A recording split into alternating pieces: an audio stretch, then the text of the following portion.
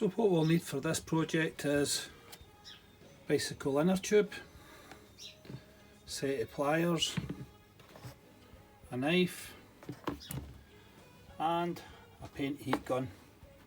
So that's all we're going to need for this project. Right, let's get on to the next bit. I'll show what I do with this.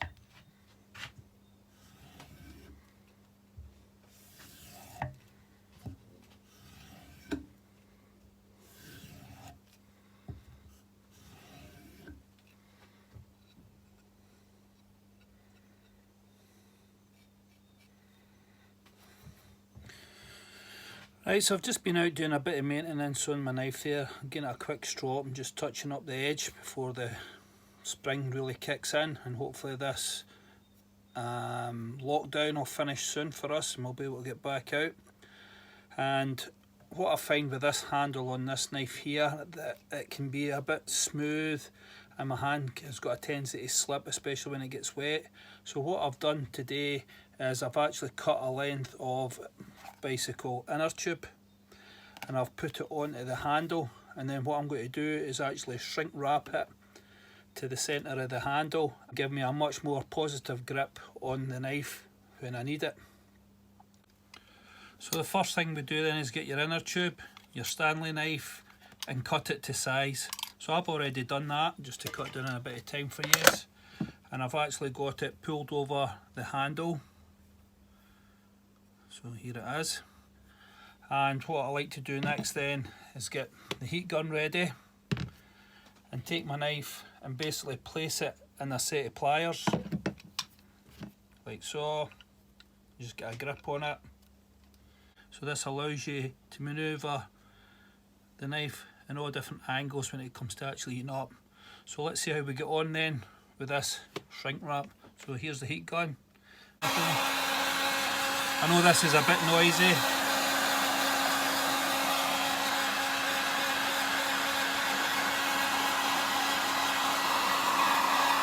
And keep it moving.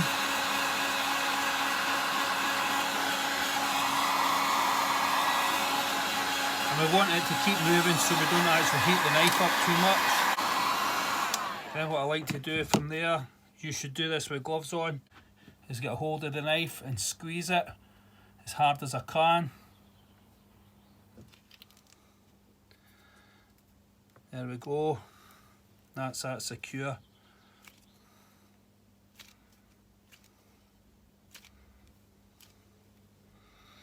Another thing you can do if you're worrying about the heat build up is just do so maybe about 20 seconds or so, turn it off, squeeze it, get it in the shape, and then back on another 20 seconds. Get my pliers again, and this is the second time for me doing it. Anywhere you think it's more securing down or fitting the way you want, get a bit of heat on there.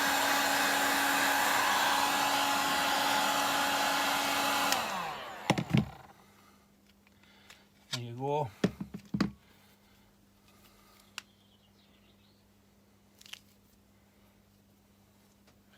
So this is totally cold, the rubber is warm, the actual wood and the handle is a slight heat on it, but nothing to talk about.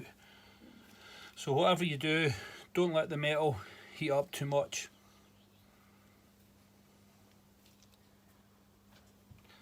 And there you go. So that's basically just shrunk wrapped that knife for me into position. It's not, yeah, I'm trying to twist it in my hand and it's not even moving. Extremely careful how you go about using the heat on this. Don't be stupid with it. Don't go ruining your knife. So just a word of warning, be aware that your glue might heat up if you use the heat gun too excessively. So be well aware of that. And whatever your scales are made of, it could maybe affect them as well. So do this with extreme caution on your knife and do not let the metal heat up at all.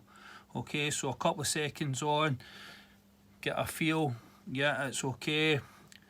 I would say do this with gloves because the rubber can heat up and this is no for everybody. Okay, this is just something I've done over the years. It's worked for me, and I find I get good results. But you have to be very careful on how you go about heating this up. I can't stress that enough for you. Be very careful in how you go about heating this up. Right, hopefully there's another wee tip for you. You can maybe have a wee look at and see it maybe improve the grip on your knife if you're having problems with it. Another thing I find it does is actually fills your hand a bit better, as it increases the girth of the handle. If you feel your handle slabs are just slightly too small for you, and it makes it a much more pleasant grip when we're out there. And the other thing is as well, you can cut it off and you've got a fire extender. Right, hopefully this has helped you out, and I'll catch you all in my next video. Good to see you back. Cheers.